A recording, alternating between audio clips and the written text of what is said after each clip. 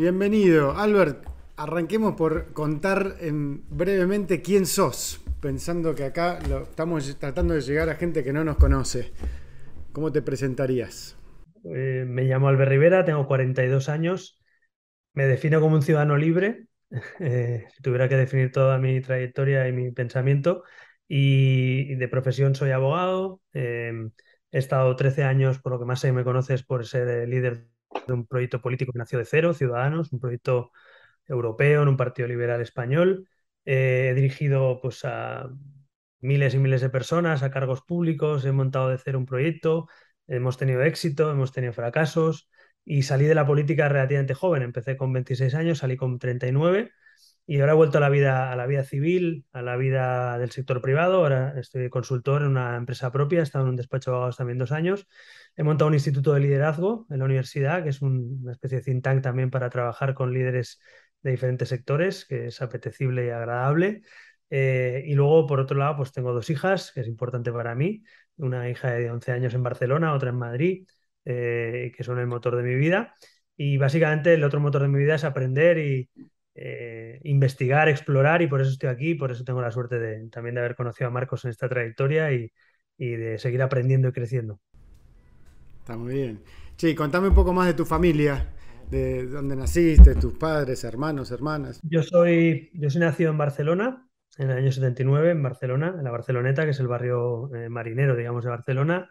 Mi padre nació en Barcelona, pero con orígenes ya en Andalucía, en el sur de España, en Málaga, y mi madre nacía en Málaga y con 13 años, en esas olas, digamos, internas de migración interna de traslado de andaluces hacia Cataluña, Madrid, a las zonas más urbanas y metropolitanas, pues mis abuelos y mi madre fue uno de esos grupos de gente que se fueron a trabajar de Andalucía, de Málaga a Barcelona. Hoy Málaga, paradójicamente, es uno de los motores de España también, pero en aquel momento era una zona básicamente más deprimida, y se iban del sur al norte a trabajar a Barcelona, ¿no? Que era uno de los motores de este país. Mi familia es una familia de gente hecha a sí mismo, familia humilde, de gente trabajadores, autónomos, pequeños empresarios, comerciantes. Sobre todo soy hijo de comerciantes, como diría Margaret Thatcher, hijo de tendero. Eh, ¿Qué comercio tenían? o sea, tenían comercios por un lado de joyería, relojería, luego también de electrónica. Depende, han pasado épocas distintas, pero mis abuelos, mis tíos, toda mi generación, o sea, la generación por encima, abuelos, tíos, han sido todos comerciantes, han trabajado de cara al público. Y yo creo que eso te marca también, ¿no? Cuando te crías haciendo los deberes en la trastienda de una tienda o atendiendo al público, eso de que del cliente siempre manda y eso de tener buena cara siempre ante el cliente marca bastante, ¿no? La forma de ser de uno. Y esa parte de ser empleado autónomo, trabajador por cuenta autónoma, empresario pequeño, pues me ha marcado un poco porque ahora, después de la política, pues he vuelto a montar mi empresa, vuelvo a ser autónomo. He defendido mucho tiempo también a los trabajadores autónomos, a los pequeños comerciantes en el sector político. Y eso yo diría que esa parte familiar me ha marcado. Soy hijo único, cosa que también teóricamente te marca mucho, aunque yo digo que soy hijo único para lo bueno y para lo malo, para lo bueno para los privilegios y para lo malo para las exigencias. Pero bueno, ahora ya pues Eh, soy padre también y tengo dos hijas. ¿Eran muy exigentes? ¿Era un entorno muy exigente el que te criaste? Sí, mis padres, yo creo que en el entorno tengo la suerte de haberme criado en libertad y por tanto en responsabilidad. Es decir, mis padres confiaron siempre en mí hasta que demostrara lo contrario. Y yo intento criar a mis hijas también así, creo que fue un buen aprendizaje. Te doy libertad mientras cumplas, mientras estudies, mientras te cumplas unas reglas básicas ¿no? de comportamiento en casa. Y cuando fallaba, pues me pegaban doble, ¿no? Es decir, eran más duros, eran muy exigentes. Pero bueno, yo me he criado en ese ambiente de libertad y de responsabilidad que para mí son dos caras de la misma moneda. ¿Y cuándo aparece la conversación política? ¿Aparece en la casa familiar o cómo llegás a la política? Curiosamente, en mi casa no era una casa muy política o muy politizada. No tengo ningún antecedente familiar, digamos, de cargo público, de peso político, ni vengo de hijo de ministros, ni de hijo de... No soy hijo de, ¿no? En términos políticos. Bueno, había inquietud en tanto en cuanto, pues eso, una familia de pequeños empresarios, comerciantes, gente pues, que tiene que pagar impuestos, que quiere servicios, pues gente exigente, podemos decir, por esa parte contribuyente, ¿no? Como ciudadanos, pero no tenía ninguna trayectoria política. Es a partir de Yo desde los 13 14 años me sale un poquito la vocación de estudiar Derecho, sobre todo por la parte más de justicia, de derechos individuales, de derechos fundamentales, toda esa parte lo tenía, bueno, siempre me ha venido un poquito de dentro, trabajar esa parte, y de ahí quiero estudiar derecho público, derecho constitucional, y eso tiene un componente siempre tangencial con la política, ¿no? De hecho, en España hasta los años 70 se llamaba derecho político en vez de derecho constitucional, ¿no? A los manuales de derecho constitucional. Entonces, esa parte más política me surge durante la carrera. Y durante la carrera pues me surge esa inquietud, participo en la Liga de Debate Universitario, que quedó campeón de España de debate universitario, que también, bueno, pues tiene una parte también de oratoria, comunicación, liderazgo, ¿no? Y luego finalmente pues acaba formándose una plataforma civil en Barcelona que se llama Ciudadanos, que es un rara avis, ¿no? Porque no había ningún partido de esa naturaleza en España en esos tiempos. Y me involucro, me enrolo ahí y por tanto digamos que vino la política de bastante casualidad, ¿no? No era una cosa familiar ni mucho menos. ¿Y la escuela era una escuela estatal, una escuela católica? ¿Cuál fue la formación? ¿Hubo algo ahí? Sí, en ese sentido, la de crearme en libertad y responsabilidad, mis padres en eso fueron bastante coherentes, la verdad, y se agradece. Yo vengo de una familia, pues más o menos de tradición de valores cristianos, pero no practicantes. Mi madre es creyente, mi padre no lo es agnóstico, y yo me he creado en ese ambiente. Yo he tenido dudas incluso durante mi infancia de si, bueno, de alguien que tiene inquietud de saber de dónde venimos, dónde vamos, si creer, si vienes de un Dios, si vienes de un lugar más racional o menos espiritual. En todo caso, hemos sido siempre gente muy respetuosa con las creencias, eso lo agradezco. Mis padres con 12, 13 años, yo tenía dudas, estudiaba religión en el colegio y empecé a preguntarme y decir, bueno, papá, mamá, pero yo no estoy seguro de creer en algo distinto al ser humano, o en Dios o tal. Bueno, yo respeto que tal. Entonces, que me crearon, tenía dudas, ¿no? Existenciales.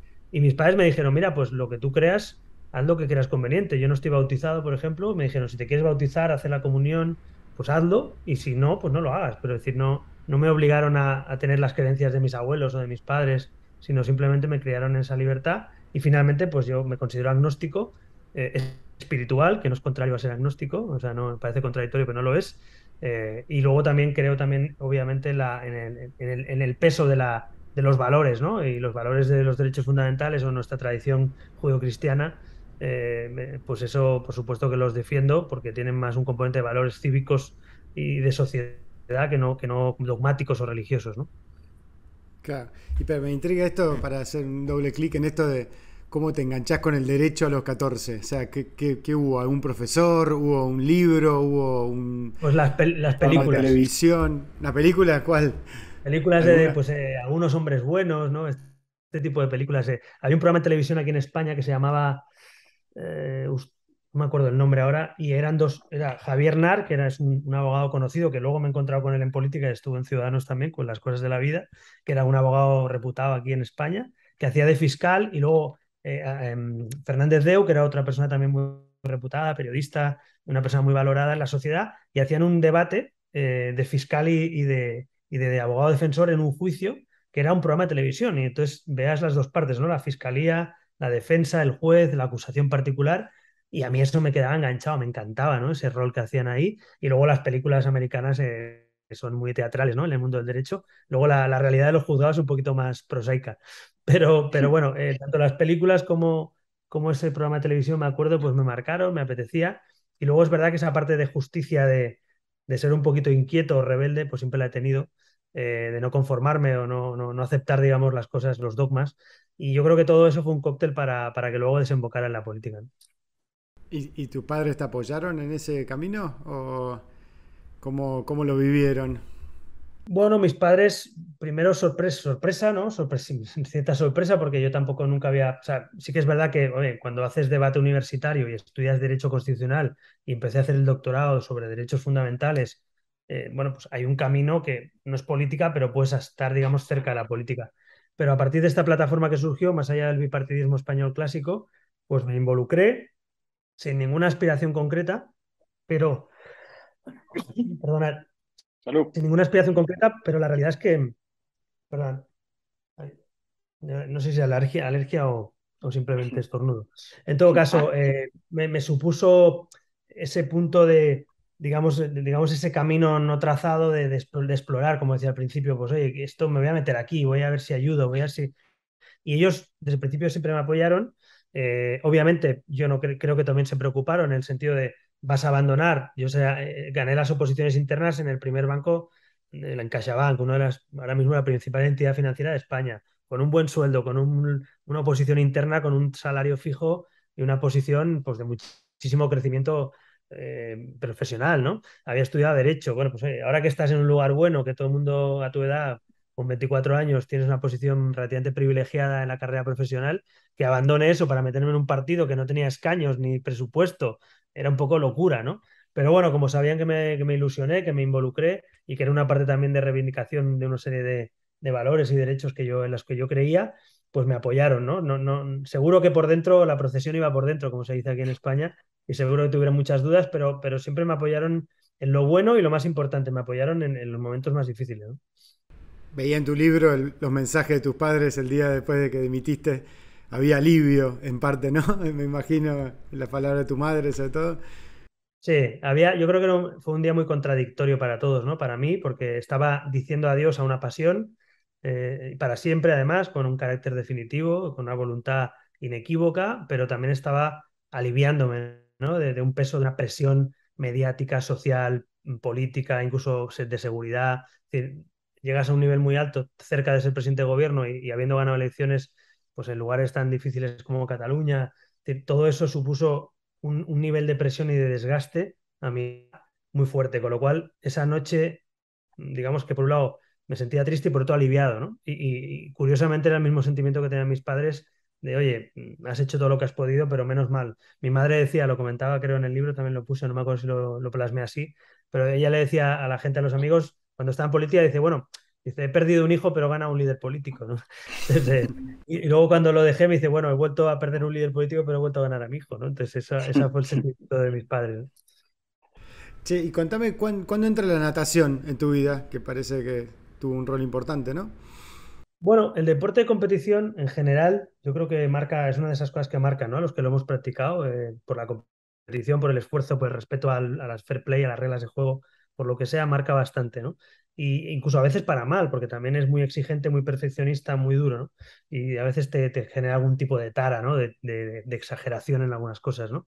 Pero yo creo que más va para bien que para mal. Yo empecé la natación muy tarde, los 11 años. Se suele empezar natación muy pronto, a los 6, 5, 7 años es lo aconsejable. Yo empecé porque hice un cursillo de natación de estos de verano, me vieron nadar, oye, era mucho más rápido que los demás chavales que hacían ese curso y el entrenador del curso le dijo a mis padres, oye, que este chico pues es bastante más rápido que el resto y tal, pero ha practicado una vez, pues no, pues, los veranos con los primos en la playa, ¿no? Y pues yo le aconsejo que la apunten y tal. Es verdad que mi padre había hecho natación también, yo vengo en la Barceloneta, es un barrio conocido porque han salido los mejores waterpolistas de España y algunos del mundo, y hay mucha tradición de piscina, de club, de natación, de waterpolo, y es un barrio muy arraigado, donde la gente se apunta al Barça o al Madrid de pequeñito, pues ahí te apuntabas al Barceloneta o al Club Natación Barcelona. ¿En cuál te anotaste vos? ¿En cuál de los dos? Yo estuve en el Barceloneta, estuve de pequeñito, mi tío, pues lo que te digo, ahí tu abuelo, en vez de apuntarte al Barça o al Español o al Madrid o al Atlético, te hacen un socio del club de natación, ¿no? De pequeñito y a lo mejor no lo has pisado todavía, ya tienes el carné, ¿no? En tu casa. Yo fui uno de esos, ¿no? Y ahí, pues a partir de ahí me arraigué un poco, estoy en Granollers, que es el club donde yo desarrollé mi trayectoria de natación, pues empecé muy tarde, iba de los últimos porque empecé muy tarde, pero fue un reto y fui creciendo mucho y, oye, con 11 años empecé y con 14 quedé campeón de Cataluña. Entonces fue Wow. como muy precoz, ¿no? Muy rápido. ¿Cuánto entrenabas? ¿Cómo era la rutina del nadador? Bueno, eso es lo que la gente quizá menos conoce, ¿no? De la natación, es un deporte minoritario, que donde la competición es mucho menos dura que el entreno. O sea, hay deportes donde el entreno es más soft o más light que la competición. La natación, el entreno es durísimo. Yo entrenaba con 13, con 14, con 15 años, yo entrenaba de seis de la mañana, que en España es muy pronto, de 6 de la mañana a 8 de la mañana, antes de ir al instituto. Me iba a estudiar y a mediodía, cuando la gente se iba a comer, yo me iba al gimnasio a hacer pesas y a hacer ejercicios de gimnasia y a nadar, doble entreno, y de lunes a sábado, sábado también. Entonces yo entrenaba 6 veces al día, doble entreno. Y Tremendo. no era profesional, o sea, era bueno, un nivel medio alto, pues campeonatos de España, campeonatos regionales, pero bueno, me lo tomé muy en serio y me aportó mucho. Fue mi juventud también, ¿eh? Porque al final cuando te metes e involucras en esto, pues tus amigos son los de natación, los viajes pues te permite viajar por todo el país, cosa que otra gente no hace. Creo que es una juventud más sana también, porque al final, bueno, te pegas tus juergas, pero más limitadas, ¿no? Porque tienes que cuidarte, tienes que entrenar. Y eso yo creo que a mí me aportó. Yo estuve ahí hasta los 17 años, que quedé la segunda vez campeón de Cataluña. Lo dejé para ir a la universidad, para volcarme en los estudios universitarios. Y luego con 18 estuve solo un año sin entrenar y a los 18, que es el retiro habitual de los nadadores, me metí en waterpolo y estuve otros 8 años a nivel más bajo, más light que el que la natación, pero bueno, entrenaba también cada día de 9 a 11 de la noche y tenía partidos los sábados, ¿no? O sea que la, la exigencia la plasmaba sobre todo en ese mundo, digamos, en la rutina y la disciplina, ¿no? Pues exige mucha disciplina a esa edad. Sí, son deportes, bueno, digo deportes en general porque la natación, el atletismo, la gimnasia rítmica, la natación sincronizada, en fin, se me viene a la cabeza deportes que entrenas 3 4 horas al día, 5 horas al día, ¿no? Y son amateurs, porque cuando vas a ganar un campeonato del mundo en una medalla olímpica, vale, pero que tú estés entrenando como un chaval que no te vas a llegar a ningún sitio y que la gente entrene 4 o 5 horas, eso es muy desconocido para el gran público, ¿no? Y es muy duro. Lo que pasa es que te curte mucho. A mí muchas veces la gente me decía, ¿qué aguante tienes? ¿Qué resistencia tienes? Y yo pensaba, bueno, es que como te has tirado entrenando tantas horas, ¿no? Viendo una línea y haciendo 6.000 7.000 metros al día, 8.000 metros al día nadando cada día del año, pues te curte mucho, te genera una forma de entender el esfuerzo y el retorno del esfuerzo muy, muy, muy, muy, muy duro, ¿no? Y cómo entrenabas tu mente? Porque a diferencia de otros deportes, estás en el agua solo, digamos, muchas de esas horas, ¿no? O sea, estás con tu cabeza. ¿Cómo trabajaste eso con apoyo? ¿Lo fuiste formando vos?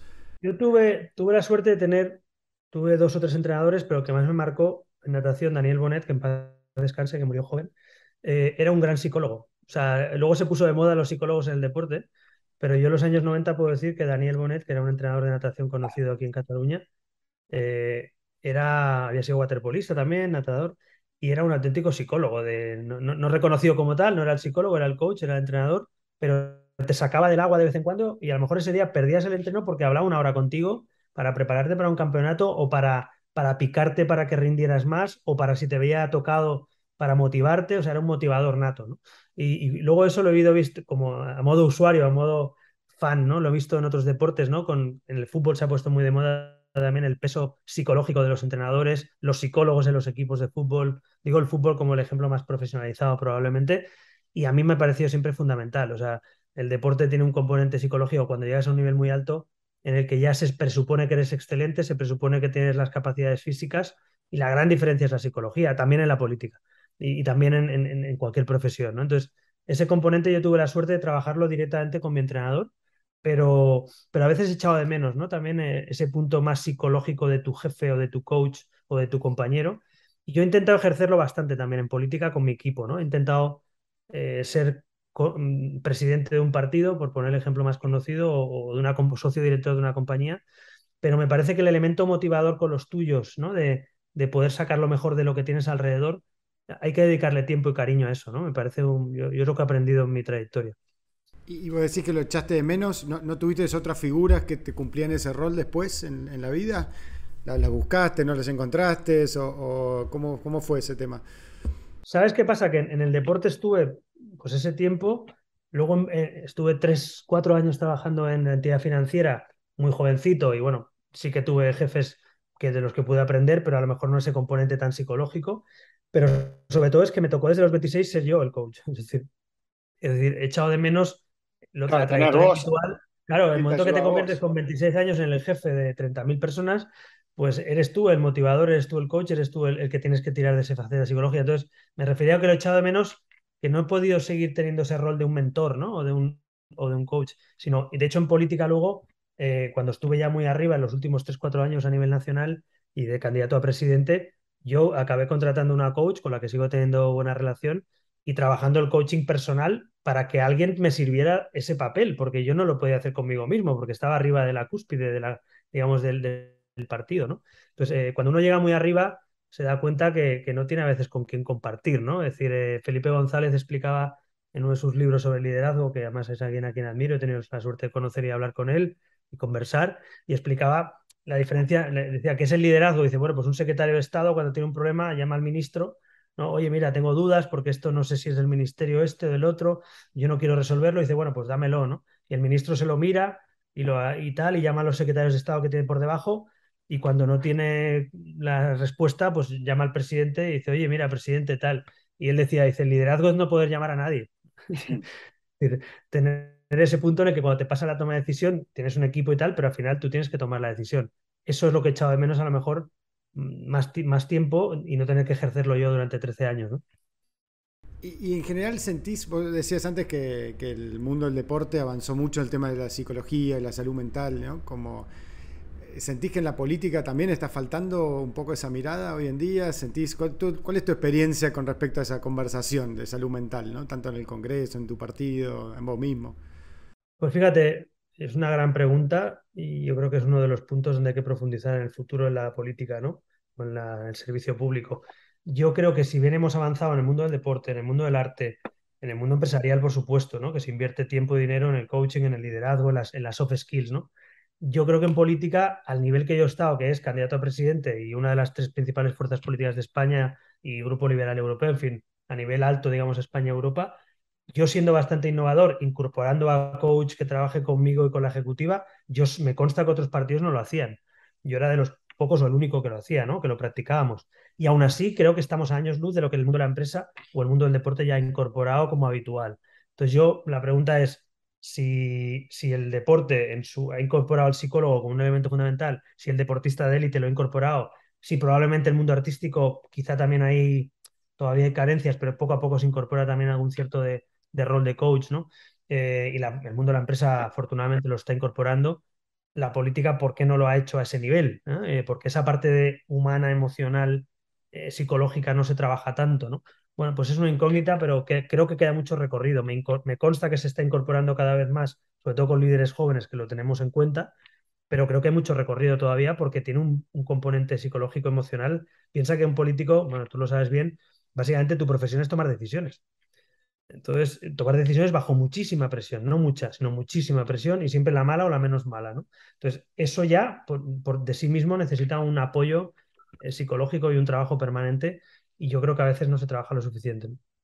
Sí, incluso esta idea de que no se tiene ni como un requisito por ahí, ¿no? Del votante, incluso la demanda de que sea alguien que tenga control de su salud mental, medianamente, aunque pueda tener momentos de distintas afecciones, digamos, de la depresión hasta, digamos, condiciones de base, etcétera. Sí, a veces yo siento como que hay una idea del político como alguien invulnerable, ¿no? Como que se sigue esperando que sea un líder que es como una contradicción, que esperan que mostres humanidad, pero tampoco demasiada, ¿no? Como... Ese es otro buen punto que he discutido mucho con mi equipo, lo he discutido con otros líderes, en el que por un lado se nos demanda humanidad, vulnerabilidad, cercanía, ¿no? Ser humano, ser como los demás, ser un primus inter pares, pero otro más. Y yo estoy de acuerdo que en términos de cercanía, de proximidad, de empatía, pero la verdad es que en términos tribales, en términos ¿no? de conjunto, la realidad es que al líder siempre la gente le mira esperando que le dote de seguridad, que le dé elementos de seguridad, incluso la incertidumbre, pero cierta seguridad. Entonces, lo hemos visto con el COVID, ¿no? Es decir, a veces había que lanzar mensajes de falsa seguridad sin saber a lo que nos estamos enfrentando. Pero veías a los líderes políticos, no, no se preocupen ustedes, a los 3 días había que cambiar de opinión, no, no va a pasar esto y pasaba. O sea, era como, había que dotar permanentemente de falsa seguridad, ¿no? Entonces, es un equilibrio difícil, pero es un punto muy bueno, ¿no? Cómo se equilibra la cercanía, la vulnerabilidad, la imperfección, cómo se equilibra con la seguridad en política, porque se dice muy fácilmente, yo he tenido también gente que me lo ha dicho, muéstrate más humano, muéstrate más cercano, permítete el error, permítete la duda. La realidad es que en política te hacen 3 titulares dudando 3 veces y cometiendo un error y diciendo perdón 4 veces y dices, bueno, ya van 4 perdones, 2 errores. El político se le presume, ¿no? Como alguien que no puede fallar, como alguien que tiene que tener una seguridad siempre y como alguien bueno, que no tiene dudas, ¿no? Y eso no es verdad. Claro. Sí, sí, porque termina siendo algo como poco auténtico, ¿no? Porque al final del día, eso, me acuerdo, eso fue una discusión mucho tiempo con nosotros, pues Mauricio era muy de plantear, bueno, cometimos un error, damos marcha atrás y el sistema de poder te mataba, te cuestionaba, pero al final del día veías que la gente no te lo cuestionaba, le parecía algo razonable. Es como que fue construyendo una legitimidad, como a veces como como que por ahí hay unas reglas de juego muy establecidas que también se fueron desconectando de lo que le pasa a la gente, ¿no? Hombre, yo creo que ahí ese equilibrio, claro, es el punto difícil de equilibrio, ¿no? Es lo ideal. Es decir, tú es como cuando dices, oye, te puedes equivocar. Sí, lo que no te puedes equivocar es muchas veces, ¿no? Es decir, pues esto es lo mismo. ¿Puedes pedir perdón de vez en cuando? Hombre, si te puedes jugar tu credibilidad y tu autoritas de vez en cuando, pero no puedes pedir perdón 10 veces en una semana, porque al final dirás, hombre, este tío se equivoca Claro. siempre, ¿no? Entonces, es un punto en el que te juegas tu autoritas de vez en cuando, con esa autoritas tiras de ahí y dices, bueno, voy a decirle a la gente que me he equivocado en esto y que no volverá a pasar. Vale, una vez. Claro. Vamos a ver la segunda si te la permite, la tercera seguramente estás fuera, ¿no? Entonces, bueno, es ese punto de tener, como si fuera un juego con varias vidas, pues yo digo que política puedes tener 2 vidas, 3 vidas, pero no tienes 20, ¿no? Es decir, no puedes estar permanentemente en el error. Pero es un gran punto para hablar sobre el futuro liderazgo, cómo tiene que casar, como eso que tú dices, un poquito más alineado con los valores de la sociedad y no tanto con los códigos antiguos de la política y del periodismo, ¿eh? Porque también hablamos de la política, pero en realidad lo que te pesa muchas veces es el titular o cómo un grupo de presión te da. Entonces, en realidad no es solo la política, es todo lo que gira a su entorno. Totalmente. Sí, te hago un par de preguntas también ahí para seguir charlando del tema este de la parte corporal. En esos años de política, ¿seguiste entrenando, seguiste yendo a la pileta, seguías conservando o en un momento la realidad te pasó por arriba y quedó lejos eso? Al principio cometí el error, que de todo se aprende, de volcarme. Es decir, a mí me llegó de casualidad, además, la presidencia de Ciudadanos. O sea, todo fue muy de casualidad, como pasa a veces en la vida, llegas y te ves en un parlamento regional, presidente de un partido con 26 años, sin haber estado nunca en política. Tenía que armarlo todo, armar el grupo parlamentario, armar la dirección, captar nuevo talento, formar equipos. Luego salto a nivel nacional, que era un partido regional en Cataluña. Entonces, bueno, fue todo muy de golpe. Entonces, la inercia de supervivencia es abandonarlo todo y volcarte en esto, ¿no?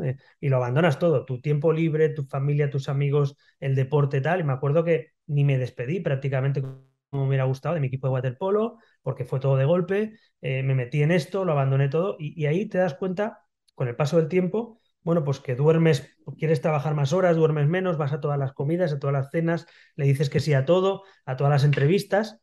Y claro, te das cuenta que poco a poco vas perdiendo rendimiento y te vas dejando físicamente bueno, pues no te cuidas, ¿no? Y ahí hubo algún momento en que el cuerpo también, la espalda lo ves de espalda, no descansa suficientemente, en estrés. Hay un momento, pues quizá a los 2, 3 años de eso, en el que yo ya me di cuenta que digo, oye, esto no es dedicarle más horas porque no se puede dedicarle más horas, ¿no? Esto es de calidad, esto es de estrategia, esto es de delegar cosas.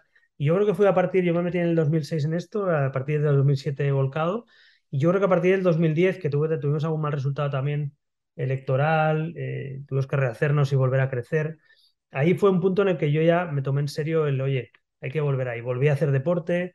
Te hago una pregunta ahí sobre ese momento. ¿Ese fue un momento de crisis? ¿Cómo fue el clic? O sea, un momento de dolor así de espalda, de decir basta, o fue más un proceso. No, yo creo que, si no recuerdo mal, fue en 2009, unas elecciones europeas, el partido era regional y muy joven todavía, no teníamos estructura, nos presentamos a unas europeas porque tocaba, pero no teníamos ninguna posibilidad de salir, no salimos, sacamos un mal resultado. Yo estuve planteándome, fue la primera vez que me planteé dimitir ahí, porque le veía poco futuro, un partido regional que no tenía implantación nacional, que se nos cuestionaba permanentemente si las siguientes elecciones permanecíamos o desaparecíamos. Yo al principio estuve muy cuestionado porque era un joven que no conocía a nadie, en un proyecto con gente más conocida, que aterricé ahí casi como un gato cae de pie, ¿no? Es una sensación un poco de recién llegado. Entonces yo ahí en 2009 creo que fue, ahí primero ya noté que ahí fallaban cosas, ¿no? Que decía, oye, algo estoy haciendo mal aquí de tiempo, de dedicación, porque no le puedo dedicar más horas, no puedo ponerle más pasión, pero esto no está funcionando. Ahí tuve, ya te digo, sensación de no descanso, sensación de no cuidar las cosas, ¿no? Y luego ya ahí corregí algunas cosas, como me volví a apuntar, si que no recuerdo mal, a Club Natación, a hacer deporte poco a poco. Eso ya me liberaba. Quien viene de hacer deporte 16 años a máximo nivel, cuando deja de hacer deporte de golpe es como que le falta la vía de escape, ¿no? Es como que Claro. no tiene incluso la propia química cerebral, ¿no? De las diferentes hormonas que desarrolla el deporte, que la satisfacción y el retorno que tiene hacer deporte, y luego cuidarte también la salud, ¿no? Entonces ahí ya fue un primer punto. Y luego cuando salté a nivel nacional, me pasó ya fue en el 15 o en el 16, cuando ya crecimos mucho de éxito, en el que también hubo un punto en el que me acuerdo que tenía dolores fuertes, fuertes de espalda, se me hacían los días con mucho cansancio, ¿no? Llegaba el verano y el calor me mataba, era como una sensación de, uff, no puedo, ¿no? Realmente es como, quiero quedarme en casa, ¿no? Porque no puedo con todo, ¿no? Era una presión muy, literalmente la notaba en mis espaldas, ¿no? Y ahí, pues, oye, también con algunos fisios, con médicos y tal, me decían, esto es estrés, tienes que bajar el ritmo, tienes que dormir bien, tienes que comer bien, tienes que hacer deporte. Y me lo tomé muy en serio, me tomé tan en serio que desde entonces me tomé la regla básica para mí es dormir mínimo 7 horas, una regla básica que vengo cumpliendo pues desde ese momento, 2015 yo creo, hasta hoy, incluso fuera de la política. O sea, yo digo, no soy persona si duermo menos de 7 horas y a partir de las 7 funciono. Hombre, puedo dormir un día 6 horas, no pasa nada, o 5, pero no puedo acumular 4 días durmiendo 5 horas, que lo había hecho y durante semanas, ¿no?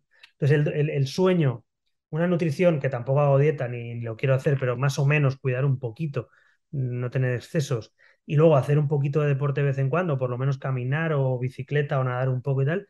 Y eso me lo he venido aplicando desde hace 7 años y me ha ido muy bien porque me permite sentirme con energía, con ganas, no se me hace cuesta arriba el día, ¿no? Y bueno, eso aplicado, da igual, a la política o cualquier otra profesión eh, dura, ¿no? Pues fue un aprendizaje, pero de mis propios errores. Y en ese proceso, en esos picos de estrés, ¿alguna vez evaluaste hacer terapia psicológica o buscar apoyo en ese sentido? ¿O no estaba en tu caja de herramientas, digamos? No lo... La verdad que no, tú lo has dicho, no está en mi caja de herramientas, no por nada, ¿eh? Porque además yo, de hecho, yo estudié Derecho, pero también una de las carreras, de las 5 carreras que quería estudiar, era Historia, Psicología y Educación Física. O sea que la psicología siempre me ha gustado mucho, ¿no? Me parece una herramienta muy importante.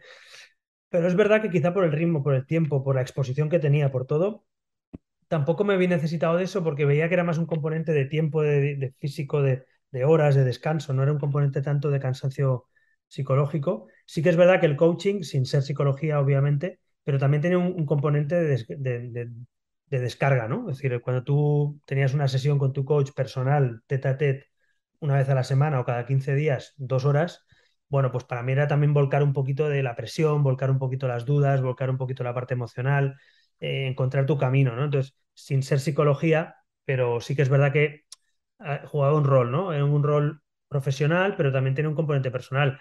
Como llegué a la conclusión haciendo coaching que uno no puede decir estoy bien en lo personal y mal en lo profesional. O estás bien o estás mal. Es decir, Claro. por mucho que lo separemos, si estás bien, sueles estar bien en casi todas tus facetas, y si estás mal, pues una contagia a la otra. Lo cual, eso también lo he aprendido en este tiempo que, no, es que estoy muy bien haciendo discursos o liderando un equipo, pero personalmente o físicamente estoy muy mal. No suele durar mucho tiempo ¿no? Ese delay entre una cosa y la otra, ¿no? ¿Y eso sentís que lo ves más claro hoy que antes? ¿O también lo fuiste lo percibías durante la corrida, digamos? No, como te decía, creo que fue en el 9, en el 2009 una vez, luego fue en el 15 o 16, yo creo que fue en el 15, la segunda que lo vi más claro quizá, con más madurez, en la que, digamos, te profesionalizas también en eso, ¿no? En el buen sentido, decir, oye, si tengo que tener un coach que me ayude, si tengo que hacer más deporte o tener más tiempo, por ejemplo, profesionalicé también mi agenda. Lo aprendí también de alguna gente que había trabajado pues, con líderes de primer nivel mundial. Y al final tienes que priorizar los tiempos y para mí pues habían cosas, muy poquitas cosas, pero eran sagradas. El descanso era sagrado, el fin de semana que me tocaba a mi hija una vez cada 15 días era sagrado, poder hacer algo de deporte, tener media hora en el despacho de vez en cuando para pensar o para hacer una llamada. O sea, me tomé mucho más en serio, era muy pesado yo, incluso mi equipo era, claro, me ponían algo en la agenda y yo decía, no. Bueno, ya, pero es que no hay otra manera de encajarlo. Digo, bueno, pues esto es sagrado. Bueno, vale. Entonces, fui mucho más combativo en la defensa de mi propia agenda personal, ¿no? Eso, bueno, me costaba una vez algún disgusto y alguna, algún encontronazo con mi equipo, pero creo que lo entendimos todos, ¿no? Que ellos entendieron que yo era mejor cuando tenía esas pequeñas licencias y yo entendí también que, bueno, que ellos hacían su trabajo y teníamos que hacer muchas cosas, pero muchas no son todas. Entonces ahí hubo un pacto de equipo de mi gabinete, mi jefe de gabinete, mi secretaria, mi jefe de comunicación, mi secretario general del partido, o sea, la gente que disponía un poco de mi agenda. Yo al final les decía, oye, no soy un robot, y si yo voy a un lugar tengo que estar feliz o tengo que estar descansado, tengo que estar motivado, no puedo ir a 800 cosas como si fuera un robot, ¿no? Y bueno, fue un cierto acuerdo o pacto que costó de encajar por todos, pero se llegó a ese acuerdo, ¿no? Bueno, Está tú lo bueno. habrás vivido eso, ¿no? Te sonará todo esto. Sí, sí, sí, por supuesto. No, y yo creo un poco lo que yo viví. viéndolo para atrás, es como la variable de ajuste termina siendo vos mismo. Es decir, bueno, está bien, esta cena es importante, este programa es importante, esta cosa es importante. La duda que me genera y parte del trabajo que fui haciendo después es cuánto uno se mete en todo este lío para no ocuparse uno mismo o cuánto es que es una consecuencia secundaria, ¿no? Que todavía no llegué a una conclusión muy clara. Creo que a veces nos empuja algo que también a todas las personas que se meten en estos temas de liderazgo y demás, de estar un poco lejos de nosotros mismos. Pero es un buen punto y un buen aprendizaje para corregir de la gente que esté ahora en la política o en cualquier otro ámbito tan exigente. Pero una pregunta clave, ¿queremos votar? Y parece un poco naif, pero bueno, como está la Constitución de norteamericana, nos lo podemos permitir, incluso constitucionalmente. ¿Queremos elegir a un presidente o una presidenta que no sea feliz?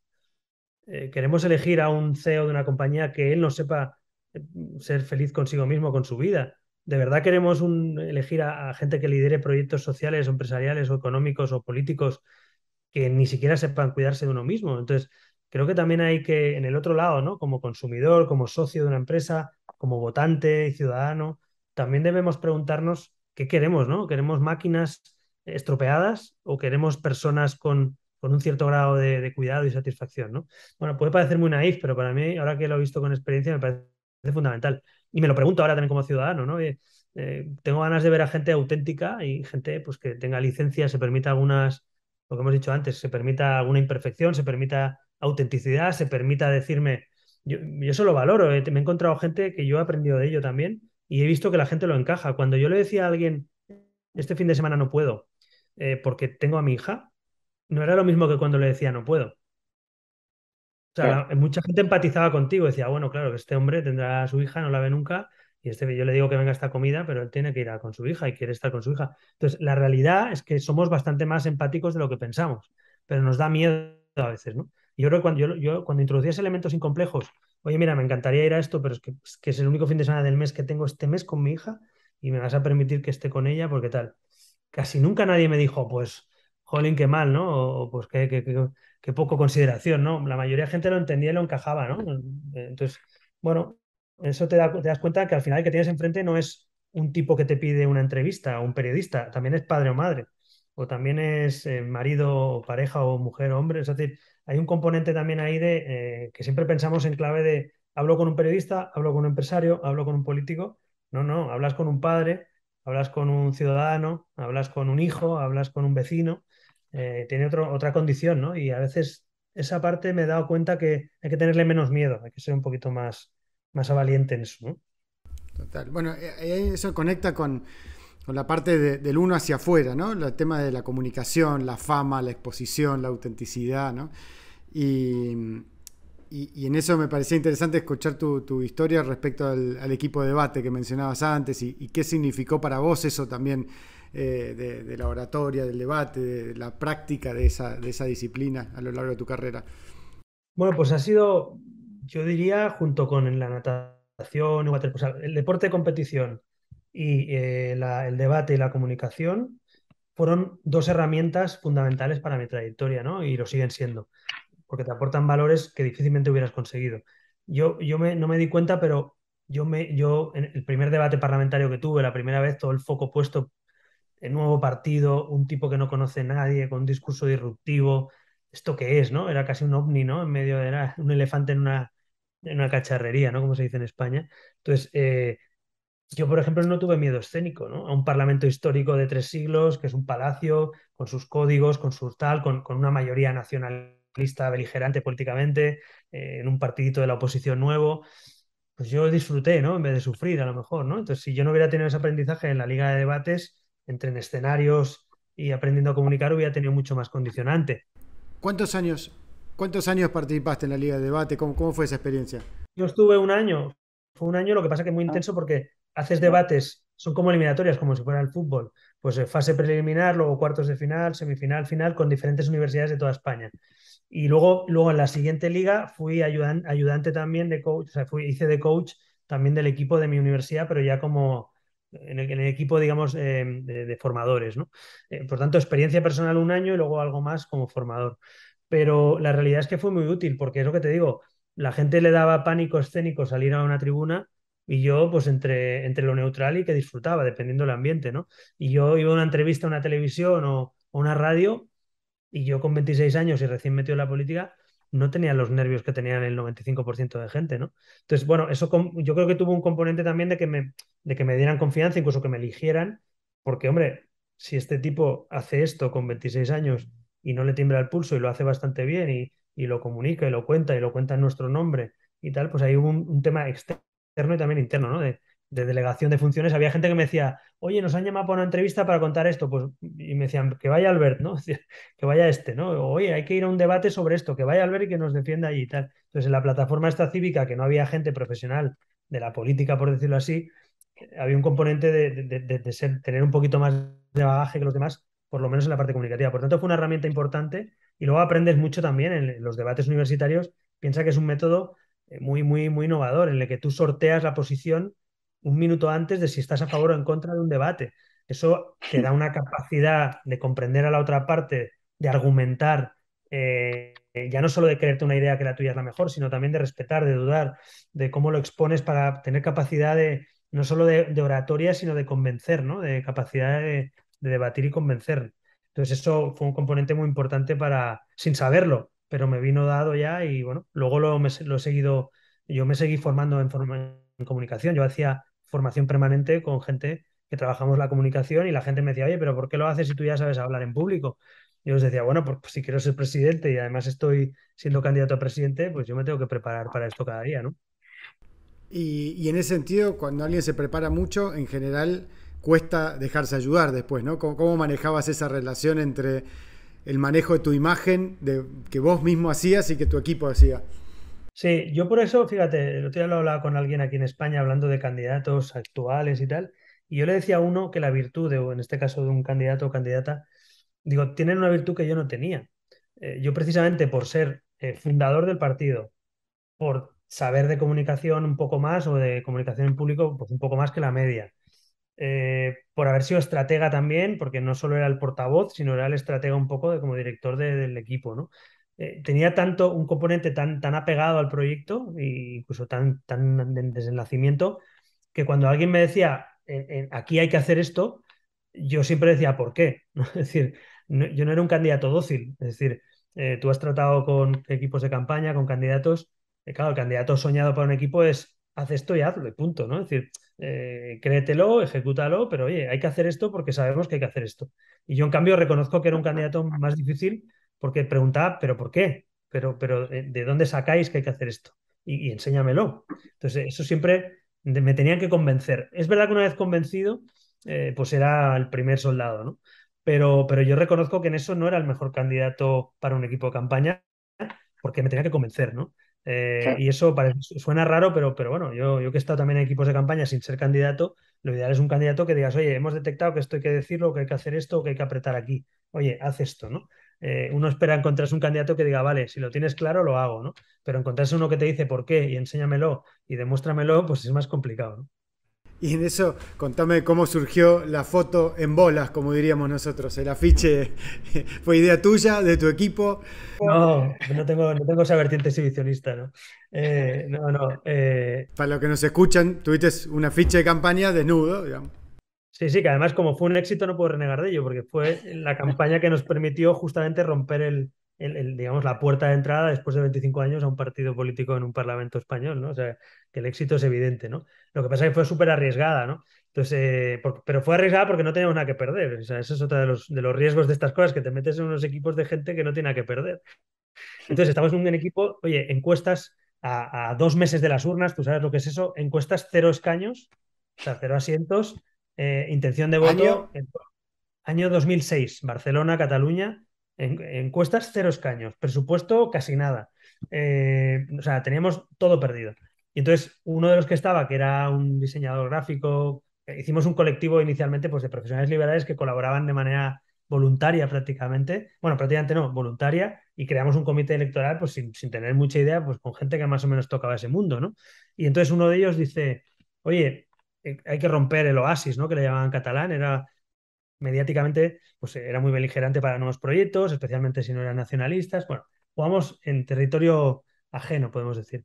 Y entonces uno de ellos dice, o rompemos esto o nos vamos a casa. Es decir, porque es que no hay manera, llevamos meses intentándolo, no nos entrevistan, nos ignoran, no nos sacan en televisión, no nos sacan los periódicos, o sea, jugaron al vacío, no jugaron a criticarnos, se dieron cuenta que cuando nos criticaban crecíamos porque nos conocía la gente. Entonces, Claro. hubo un momento de cinturón, digamos, de sanitario, ¿no? De cierre absoluto de las compuertas para que Ciudadanos no entraran en el Parlamento por primera vez y faltaban 2 meses para tal y estamos todo perdido. Y surgió y dice, vamos a hacer algo rompedor, vamos a arriesgar, vamos a hacer un brainstorming de ideas para romperla y sacarla del estadio o nos vamos a casa. Tal. Entonces empezó un brainstorming ahí en ese comité que yo estaba presente y este mismo que lo había lanzado y tal, empiezan a decir ideas rocambolescas y nos dice, oye, ¿por qué no hacemos un cartel desnudo y lo vinculamos a lo de Ciudadanos y a lo de Libres y a no sé qué? Bueno, un poco... Y claro, al principio pues, yo fui el primero que digo, estáis chalados, estáis locos, ¿no? Es decir, yo no lo voy a hacer. ¿Sabes? Y luego empezaron a calentarse entre ellos, bueno, pero si lo enfocamos bien, bueno, si hacemos un buen fotógrafo, bueno, pero si le damos un sentido al relato, bueno, si conseguimos romper y tú luego tal, digo que no lo voy a hacer, bueno, voy a unanimidad menos yo. Entonces, claro, pues te ves así, todo el mundo, vamos a probarlo, por lo menos vamos a probarlo, tal. Y yo estaba pues, igual de loco que ellos en realidad. Y digo, bueno, sin saber lo que me jugaba en realidad, porque era un chaval con 26 años sin mucha cabeza. Y digo, vale, pero y solo les puse una condición. Digo, solo os pongo una condición. Si hacemos este cartel y es el cartel que vamos a hacer, primero, hagámoslo con gusto, es decir, hagamos con un buen fotógrafo, con una buena empresa de marketing, o sea, que quede algo bien parido, ¿no? Como se dice. Y segundo, que en las entrevistas que me hagan, en todo lo que haga a partir de ahora, soy el tío más serio del mundo. Porque si sigo con esto, voy a frivolizar absolutamente el programa electoral, las reivindicaciones que hacemos. Entonces, me van a preguntar por el cartel, les voy a contestar la primera pregunta y la segunda les voy a meter mi programa y les voy a meter las reivindicaciones de por qué tiene que nacer un nuevo partido en España, ¿no? Entonces, bueno, jugamos a eso, arriesgamos, escándalo primero de mucha gente, que si esto qué es. Pero contame cómo fue la sesión de fotos. Esa. Te puedes imaginar, tampoco tiene mucho secreto, pues oye, todo el mundo fuera, que sea el fotógrafo y yo y poco más. Y bueno, y al principio lo que te digo, pues una idea que luego es verdad, tengo que reconocer que era un buen fotógrafo, que se hizo, o sea, quedó muy arriesgado, pero muy cool. O sea, te quedó algo como que la gente no podía, nadie podía dejar de opinar. Eso, o sea, el que te odiaba decía esto qué coño es, y los que tal decían, ahora, esto es Jolín, y todo el mundo saca en 15 días de no conocer nadie al proyecto, ni al partido, ni al candidato, yo conseguí que me empezaran a entrevistar en medios nacionales, en toda España, portadas de periódico, entrevistas con revistas. Y ahí empecé a meter todo el programa electoral. Entonces, lo que parecía un boomerang, ¿no? Esto nos va a matar, como hicimos eso de ser muy serios luego, bueno, pues nos permitió poco a poco crecer las encuestas y meternos dentro, ¿no? ¿Le contaste a tus padres antes o lo vieron en la calle? No, no le conté a mis padres ni a mi familia, o sea, fue una cosa como, bueno, va a ser muy arriesgado, pero no, nada de desnudo, le dije que va a ser muy arriesgado, que no, que tal y cual, y luego, además, me acuerdo que el cartel se presentó en el Palacio de la Música de Barcelona, que es un sitio súper solemne. Entonces, alquilamos el Palacio de la Música, que además es un símbolo del modernismo, incluso el nacionalismo político, lo había utilizado muchas veces, ¿no? Que fue el famoso caso Palau con la corrupción de Pujol y tal.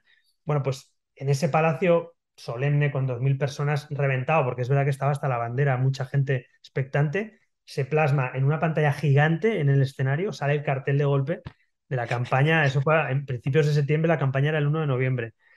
Aplauso de gente, la gente loca por un lado, los periodistas flipando tal, y luego ya te digo, cascada de críticas de los enemigos, de los adversarios, algunos aplausos de los más creativos, de los más innovadores, otros que esto qué es, estos quiénes son, la realidad es que movimos el avispero, ¿no? Como se dice. Y bueno, salió bien, podía haber salido fatal, ¿no?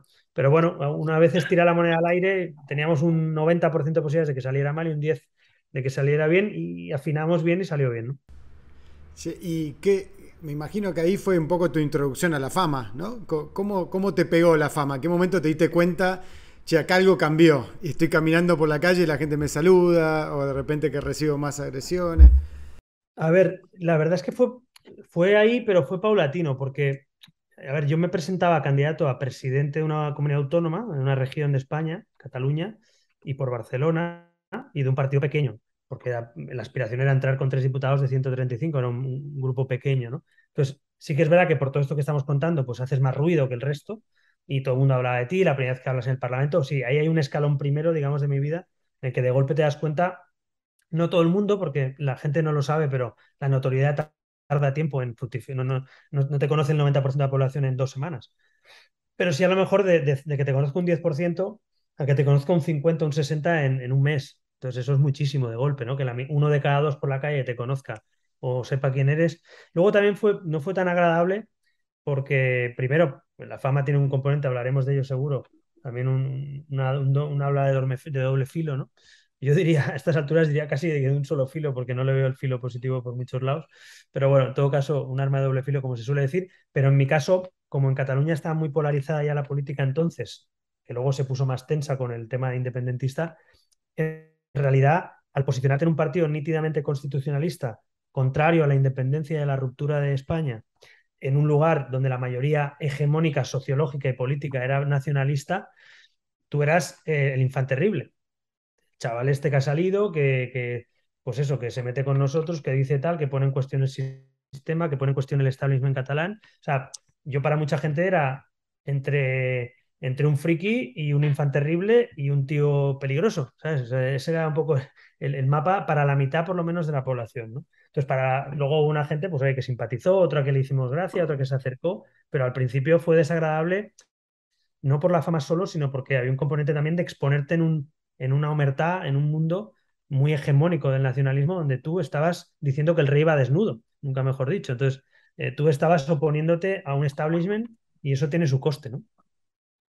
¿Y cuándo es que explota la fama nacional? O sea, en la elección del 15.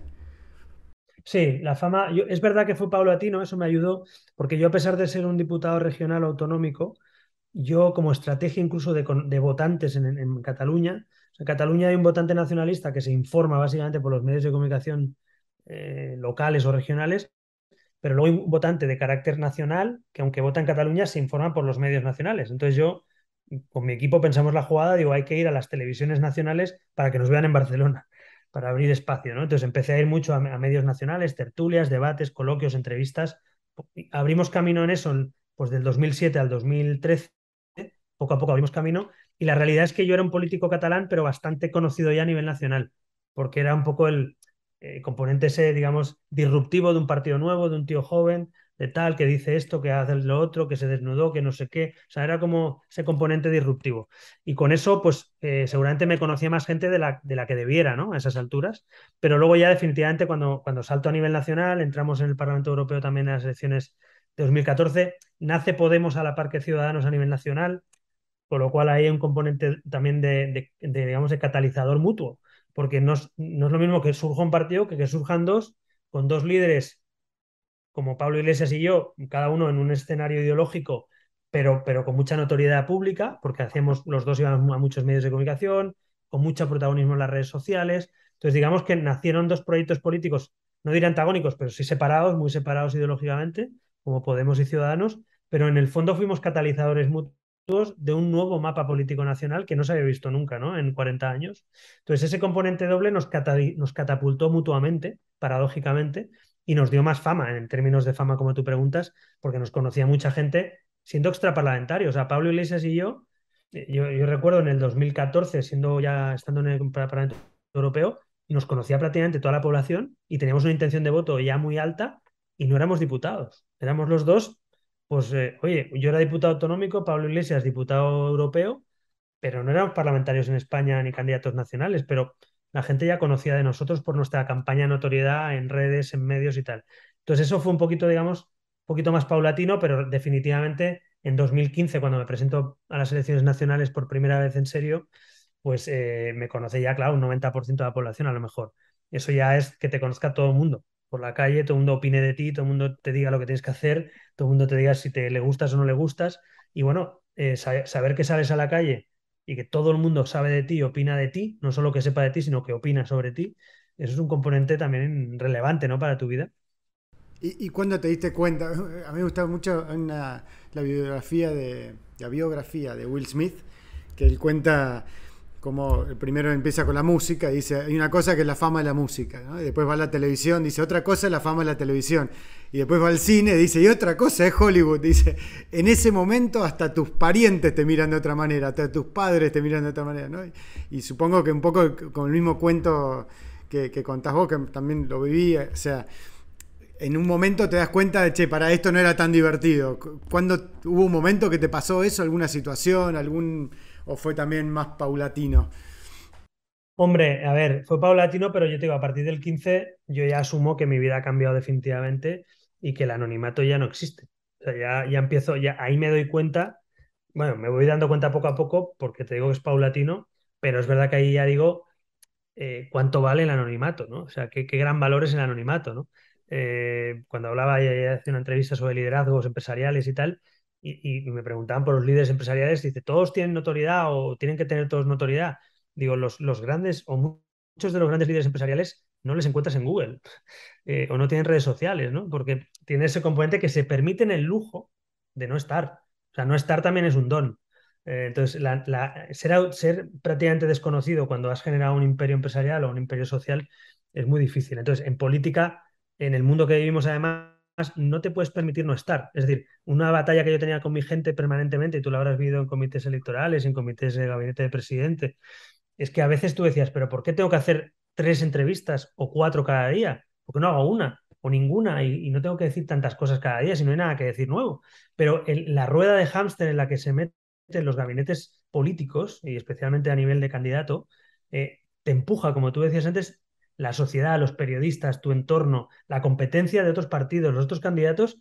Hay un momento que dices, bueno, vivo en un lugar en el que yo no mando, yo no dirijo mi vida. Yo tengo que salir 3, 4, 5 veces a decir algo porque hay que decir algo y si no, en los informativos no me cobren o en el boletín no me sacan. Entonces me viene mi jefe de campaña y me dice que estamos perdiendo notoriedad o fuelle o que la gente no nos ve tan cercanos. Y dices tú, bueno, ya, pues si yo estoy cada día en la tele, ¿no? Entonces, hay un componente incluso de incredulidad, de decir, pero bueno, ¿cómo puedo haber perdido el control, digamos, de la exposición, ¿no? Entonces, para mí uno de los aprendizajes, y de hecho tanto me costó en los últimos meses, especialmente el último año, tan duro fue para mí que yo salí de la política en noviembre del 2020 2019 y hoy, que se va a cumplir este mes 3 años, yo no he tenido prácticamente ninguna exposición. He renunciado a programas, radios, televisiones, entrevistas, secciones que me han ofrecido para hacer propias en televisión, en radio todo prácticamente, incluso perjudicando mi profesión, que ahora estoy de consultor y ahora estoy como profesor también. Y a veces es verdad que renuncias incluso a más cosas de las que deberías, ¿no? Pero prefiero no hacer nada, ¿no? Porque estás sobreexpuesto y necesitas mentalmente salir de ahí, ¿no? Entonces, a pesar de eso, te sigue conociendo el 90% de la población, porque hemos estado muy expuestos en esta vida política, que ha sido la vida política en la que lo decías tú también en algún texto que te he leído, eh, es que lo más parecido a la política actual de exposición probablemente es un artista de primer nivel o un deportista de primer nivel. La exposición es parecida, con la diferencia de que ellos son marcas más blancas y tú eres una marca con mucho más, con un componente pues muchísimo más, no diré negativo, pero conflictivo por el mero hecho de ser una ideología, ¿no? Y tener también adversarios. Entonces, lo que hablamos antes, ¿no? En el mundo del deporte, en el mundo del arte, en el mundo del entretenimiento, de la televisión, la gente conocida tiene un componente de mucha notoriedad, pero suele ser bastante blanco en su tratamiento entre lo neutral y el agradecimiento. En la política estás entre lo neutral y el desagradecimiento, ¿no? O la crítica, ¿no? Entonces, Sí, por ahí lo interesante ahí también que para el artista el riesgo es la irrelevancia por ahí, ¿no? Es la presión de tener éxitos, como el deportista cuando se retira. Nuestra generación está lleno de deportistas en ese proceso, ¿no? Es súper interesante lo que decías de los equipos. La película Yesterday, esta de que se olvida el mundo de los Beatles y un artista ignoto pasa a ser celebridad mundial. A mí me encantó como reflexión sobre la fama cuando la manager en un momento se le acerca y dice, bueno, ¿cómo estás? Bueno, en realidad no me importa, vos para mí sos un producto, dice, con lo cual no te veo como un ser humano. Entonces, involuntariamente terminás convirtiéndote en una cosa por ahí y eso es súper disociante, ¿no?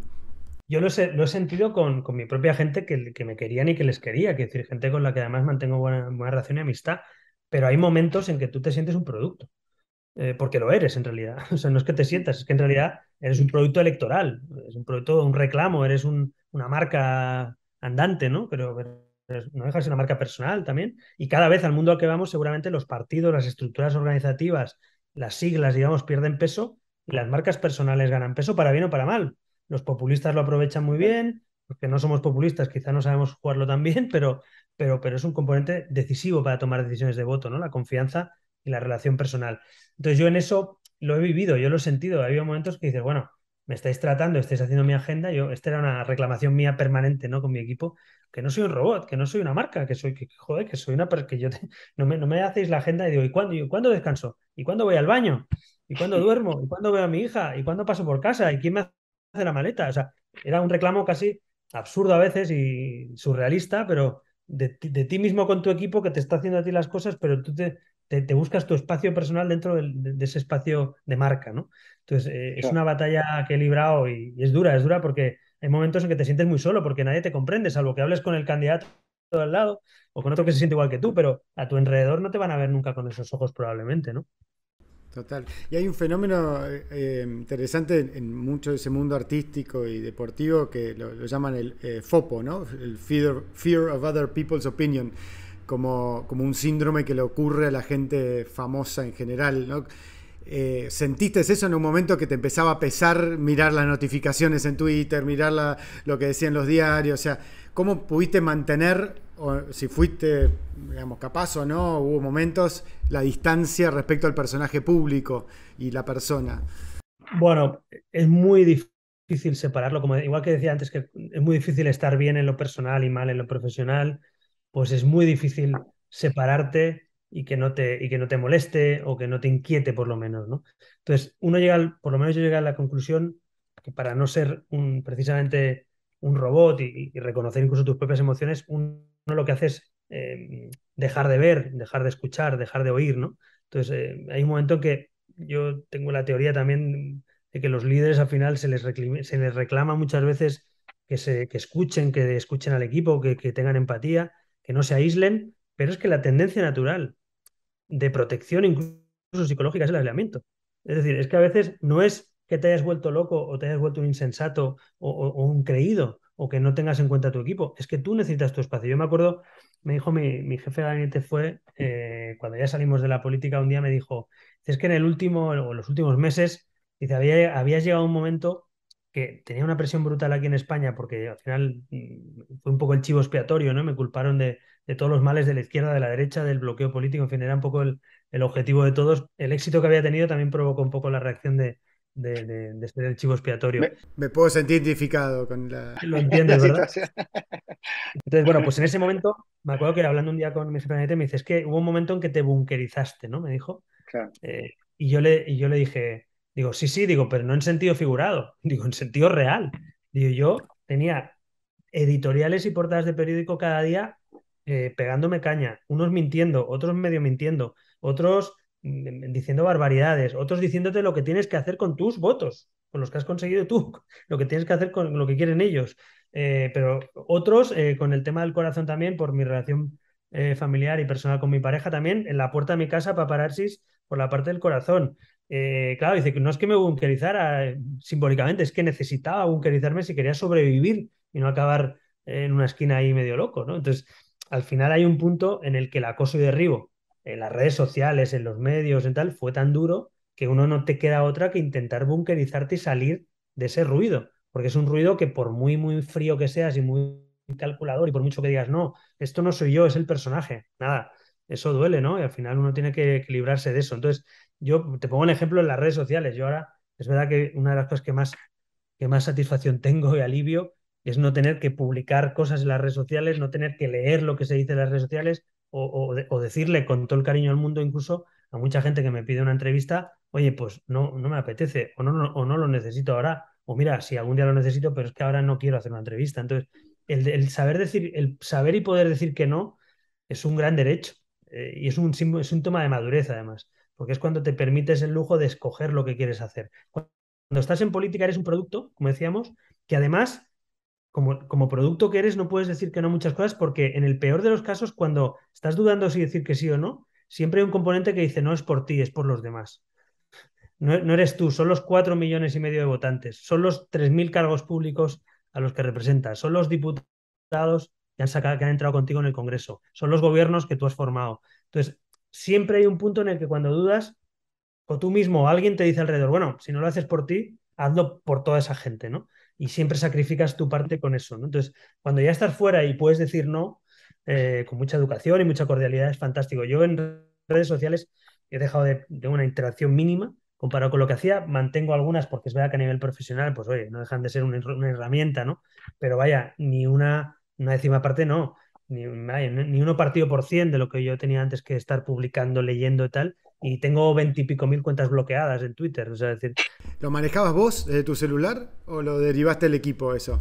lo tenía yo, lo que pasa que es verdad que en la última etapa, quizá los 2 últimos años, teníamos un community manager que lo que yo hacía era, cuando estaba yo ocupado durante el día, lo que hacía él es enviarme propuestas de tweet, ¿no? Por ejemplo, oye, hemos ido a un evento de no sé qué, o hemos estado en una conferencia tal, entonces con mis textos, con mis cosas, pero me hacía una propuesta o varias propuestas y yo le decía la A o la B, pero corrige, yo no lo he dicho así. Tal, entonces, tenías un apoyo, pero no, nunca renuncié a gestionarlo y a probarlo yo, porque me parece que eso era una pérdida de control ya peligrosa. O sea, el momento en que tú hay alguien hablando por ti y no eres tú, me parecía Más muy difícil. disociado aún, decís. Yo Claro. sé que Obama y algunos pusieron de moda lo de equipo de no, Team Obama, tal, o entiendo que cuando eres presidente de Estados Unidos, pues por supuesto tienes que buscar fórmulas, o el presidente de Argentina o de España. Rajoy también lo hizo aquí a veces con el equipo tal, y creo que es una fórmula que para presidentes, por ejemplo, lo entiendo perfectamente. Pero yo todavía, digamos, siendo bastante digital y yo no lo leía todo, no lo contestaba todo, como te digo, me ayudaban a veces con sugerencias o pedía, oye, pasadme el link de esta noticia. O mira, decirme en el hashtag este del día que se está hablando y voy a poner un tuit, decirme de qué se está hablando, tal. Un apoyo, pero no perdí el control nunca, a pesar de tener 1 millón y pico de seguidores, nunca quise perderse el control. Una anécdota que me pasó a mí, a ver si alguna vez te pasó algo parecido, el riesgo de manejar uno las redes. Habíamos asumido el gobierno hace pocas semanas y estábamos en un caso muy nacional de fuga de presos y todos buscando la fuga de presos. Y yo me había tomado un día con mi familia, el domingo, los había acompañado a una playa donde estaban. Me acuerdo la imagen en una reposera con mi celular, de repente alguien de nuestro gobierno tuitea, los agarramos. Y digo, qué bueno, retuiteo. Y yo era el jefe de gabinete y no los habíamos agarrado. Ese día borré todas las redes sociales en mi celular. Dije, no, esto no está bien, ¿no? ¿Alguna vez te pasó algo así de que dijese, ¿por qué tuiteé esto? ¿O por qué publiqué esto? Sobre todo lo que tú decías de las redes sociales tienen yo creo que es una herramienta y que tiene cosas muy buenas y cosas muy malas. Yo la comparo a veces con un cuchillo para provocar. Digo, el cuchillo sirve para cortar carne y para asesinar a alguien. Una es una herramienta útil, la otra es un peligro, ¿no? Entonces, para mí las redes sociales son ambas cosas. Dicho eso, es verdad que hay una tendencia generalizada, no solo en las redes, sino en el mundo actual, de tener que hacerlo todos los primeros y contestar los primeros y colgarlo los primeros y reaccionar los primeros. Entonces, yo en alguna de esas sí que más que colarme, precipitado en lo hubiera redactado de otra manera. Ostras, ¿por qué he tenido que salir el primero? El que ha salido después de mí o el otro candidato, pues lo ha dicho mejor y más tranquilo y no tenía prisa. Y yo he salido el primero y a lo mejor podía haber esperado media hora, una hora y no salí el primero. Entonces, sí que sensación de precipitación, de por qué. O sea, ¿por qué narices tuve que yo decirlo el primero sin tener toda la información o esperando a que hubiera toda la información? Eso yo creo que lo hemos vivido todos los que hemos sido candidatos o equipos y a veces es verdad, aprendizajes. Bueno, con el tiempo vas diciendo a tu equipo, le dices, espérate, no salgamos los primeros, vamos a ver si realmente vale la pena o no, dame toda la información. O sea, vas aprendiendo un poquito error-acierto y vas siendo un poquito más moderado Pero hay una especie de carrera, ¿no? De a ver quién es el primero que agradece no sé qué, felicita por no sé qué, se felicita por no sé cuántos, critica no sé qué. Y a veces no es lo importante, porque cuando lo ves con el tiempo, nadie pregunta quién salió en el minuto uno y en el minuto 3 y en el 5. Cuando hacen una crónica parlamentaria o una crónica política dirán, pues fulanito reaccionó diciendo tal y menganito cual. No van a decir, y el primero un minuto antes fue tal, pues no cuenta. Pero tienes la mentalidad de que todo tiene que ser inmediato, cuando en realidad la historia no se juzga por minutos, afortunadamente. Entonces, es una Totalmente. especie de gen que nos han metido ya en este mundo digital y que es muy difícil salirse de ahí, ¿no? Otra cosa que es muy novedosa por ahí, porque lo vivimos nosotros en tiempo real, es el tema del WhatsApp o la mensajería. No sé si ustedes usan tanto WhatsApp como nosotros, acá se usaba mucho, una locura. Los grupos de parlamentarios, me imagino, los grupos partidarios, los grupos familiares, los grupos de amigos, los WhatsApp de los periodistas, los WhatsApp de los empresarios. ¿Cómo manejabas eso? ¿Qué, vos contestabas todo, no contestabas? ¿Cómo fue tu relación con tu celular? Yo otra de las cosas que tampoco echo de menos, sino que echo de más, como decía la canción, es precisamente la inmediatez, ¿no? Y yo reconozco que yo era de los que estaba enchufado a la actualidad, a la toma de decisiones. O sea, yo algunos de mi equipo incluso a veces escribía a las 11 de la noche, a las 12 de la noche, se me ocurría algo en el comité de dirección o en el comité del grupo parlamentario. Oye, se me ha ocurrido, o habéis visto esto y tal. O sea, que yo era de los más proactivos, ¿no? Y a veces algunos compañeros con muy mano izquierda me lo decían porque era el jefe, pero me decían, no, hombre, Albert, es que a estas horas no lo leí, es que claro, tú pones mensajes cuando se te ocurre o tal. Entonces, aprendes a darte cuenta poco a poco, decir, vale, no tengo que enviar mensajes tan tarde o no puedo apretarles a todas horas, pero todo el mundo no lo vive con tu intensidad, ¿no? Entonces, eso poco a poco aprendí también a gestionar mi propio freno, ¿no? En los grupos de trabajo, porque bueno, estaba muy al frente siempre y yo no estaba simbólicamente, digamos, el presidente, estaba muy ejecutivo, ¿no? Y luego, por otro lado, también lo que tú decías, la locura de los grupos, que llegaba un momento ya que pasaba, bueno, esto nos pasa a todos, hoy en día sigue pasando también en el mundo empresa, familia, que cuando se crean tantos grupos, el problema es que no puedes leerlos. Entonces, claro, yo prefiero tener dos grupos o tres y yo a veces cuando alguien decía crear un grupo, digo, no, no, no, no, no creéis más grupos porque yo ya no puedo más, o sea, no me da más la vida para más grupos. Entonces, y además se lo decía muy cruelmente, decía, si creáis otro grupo no os voy a leer y no voy a contestar, es decir, lo cual, prefiero tener tres y poder seguir el hilo, que no me metía en una reunión o me metía en una entrevista o en una reunión larga de 2 horas y salía y tenía 80 mensajes de un grupo. Digo, pues no me los voy a leer ahora 80 mensajes. Entonces, que alguien me lo resuma. Entonces, era en realidad lo que parece muy, muy atractivo para poder estar al corriente, cuando se acumulan los mensajes, la realidad es que te pierdes la información o te pierdes la toma de decisión. Yo, por ejemplo, una de las cosas que aprendí también de esto que dices, todos teníamos un Consejo General del partido. Como el partido nació, aunque era el 2006, pero nacimos en un manifiesto en la red y ya utilizando las cadenas de mails, la mensajería, los no sé qué. Entonces, era un partido muy digitalizado en su nacimiento comparado con los demás. Bueno, pues alguien tuvo la brillante idea, no fui yo, que en el Consejo General del partido, que es como el parlamento donde están representados los principales cargos, igual eran, no sé si eran 50, 80 o 60, no me acuerdo, un grupo del Consejo General, un grupo de WhatsApp. Entonces, claro, ahí estaban los consejeros y tal. Y claro, el que estaba solo en ese grupo y no estaba en el comité de dirección o en el grupo parlamentario o en el gobierno de tal, tenía solo ese grupo y era el más activo. Entonces tenías un tipo en un grupo de 70 personas poniendo cosas, otro peleándose, otro diciendo que no. No, pues la votación que tuvimos ayer yo no estoy de acuerdo. El otro, bueno, pues volvamos a votarla. Oye, entonces llegamos a la conclusión en un congreso del partido que teníamos que prohibir la deliberación paralela a los órganos de representación. Porque es que la gente, cuando no le gustaba una votación, se iba al grupo de WhatsApp a ver si volvía a volver a votarlo. ¿Sabes? Entonces, oye, no, esto está para comunicarnos, para informarnos, para compartir documentación, no está para deliberar con doble clic. Entonces, la gente cuando perdió una votación se iba a deliberar otra vez al grupo. Y entonces ya hay un punto que tuvimos que tomar la decisión de, no, los que son canales de comunicación no son grupos de deliberación ni que sustituyan al órgano representativo, ¿no? Entonces, este ejemplo de los partidos políticos más digitalizados, pues puede parecer muy bonito. ¡Uy, qué bonito! Debatimos y deliberamos por internet o por WhatsApp o por un grupo de mail. Bueno, cuidado, que eso está muy bien siempre que no sustituya a la democracia real representativa y que no se convierta en un doble, en un contrapoder de las decisiones, porque si no, no avanzas, ¿no? Entonces, eso, bueno, es una anécdota que llegamos al punto de utilizarlo para nacer y luego tener que prohibir la deliberación de esa manera porque no era legítima en realidad. Claro, porque el problema es que nos volvimos tan horizontales como sociedad que también es un problema de que los órganos quedan desbordados por la propia realidad.